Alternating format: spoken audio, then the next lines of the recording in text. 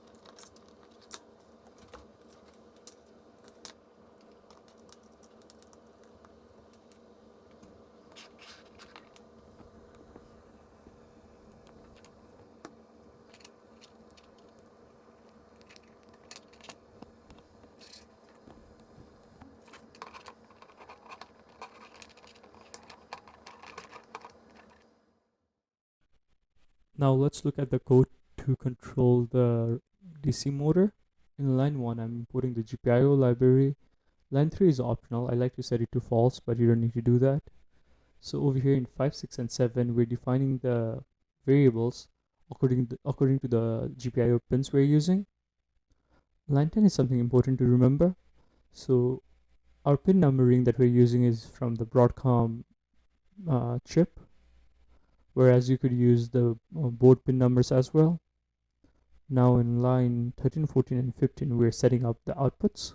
So we're defining these are going to be our outputs. Line 17 is going to, and 17 and 18 have to do with the power. So let's say I set right now I'm setting the power to 50%. If I change it to 60, it's gonna, when it runs, it's gonna use 60% of the power that's available to it. Line 20 and 21 is more of a sanity check. Sometimes when you exit the program, input 1 might be set as high and input 2 is going to be set as low, and it's gonna rotate the motors. We don't want the motor to rotate without us providing any input, so this is going to make sure the motor does not rotate until we tell it to. Over here is the main logic.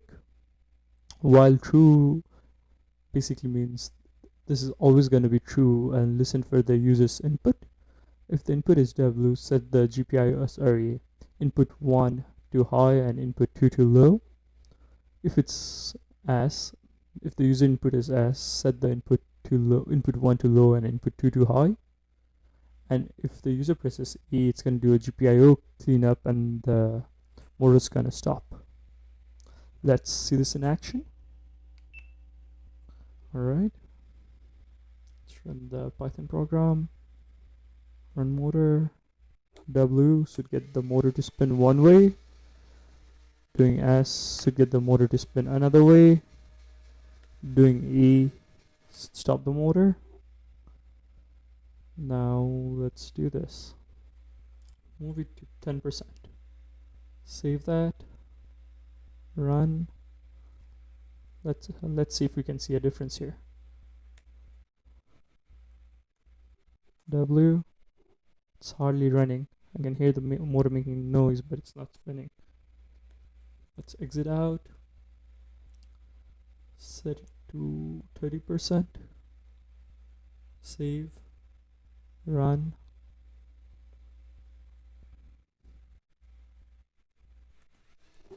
Now it's spinning, but it's a little slower. Now let's set it to 100%.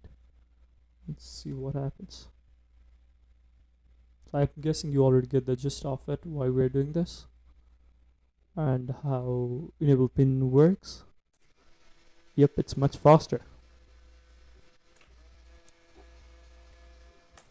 And we talked about line 20 and 21 being more of a sanity check. Let me show you what happens if we remove those lines and run the program.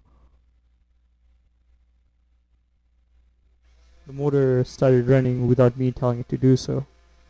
So I could hit E and stop the motor. So that's the reason I like to keep those lines in there. Do a save. That's pretty much it for this video. I'll put a link to an article about how to control the motors, along with the article's gonna have more code, more sample code for you to look at. Let me know in the comment section if you have any questions. Thank you.